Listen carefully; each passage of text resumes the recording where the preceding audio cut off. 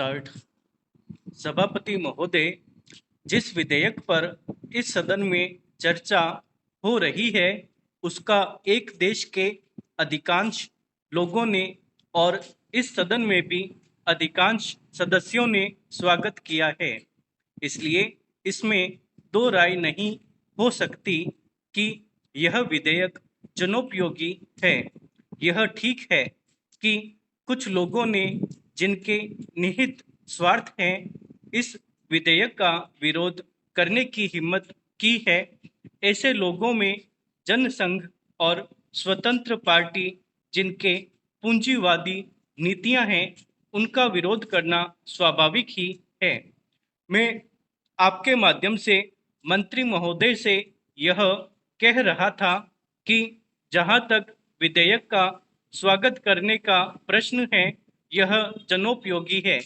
जहां मैं इस विधेयक का स्वागत करता हूं, वहां यह भी निवेदन करना चाहता हूं कि इस कानून को सफल बनाने के लिए, जैसा प्रधानमंत्री ने सदन में अभी कहा, जो लोग इसका स्वागत करते हैं उनको उचित दृष्टिकोण और ईमानदारी के साथ काम करना चाहिए।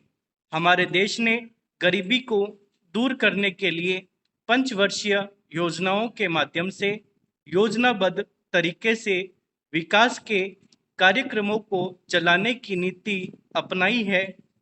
विधेयक के सिलसिले में जहां यह विरोध किया जाता है कि इस विधेयक से एक तानाशाही पैदा होगी, अधिनायकवाद होगा, वहां मैं यह निवेदन करना चाहता हूं कि यह विधेयक उन लोगों पर जो पूंजीवाद के जरिए से, एकाधिकार के जरिए से हम पर नियंत्रण रखना चाहते थे और जिनकी पूंजी इस विधेयक के अभाव में बैंकों के माध्यम से बराबर बढ़ती जा रही थी, रोक लगाता है।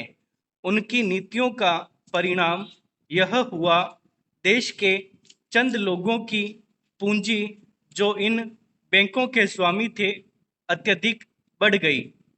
हमें मालूम है कि स्वतंत्रता के बाद देश में बिड़ला और टाटा की पूंजी किस प्रकार से कई गुनी बढ़ गई है। इसलिए कांग्रेस पर यह आरोप लगाया जाता रहा है कि उसके राज्य में मालदारों की मालदारी बराबर बढ़ती गई है।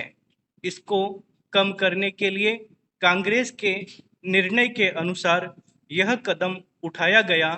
यह कदम स्वागत योग्य है, लेकिन जहां इस कदम का स्वागत करने की बात है, वहां इस बात की आवश्यकता भी है कि यह विधेयक खाली कागजों में ही न बना रह जाए। आज के ज़माने में हमारे शासन में जिस तरह से नौकरशाही का बोलबाला चला आ रहा है, जिसको यह सरकार समाप्त नहीं कर सकी है।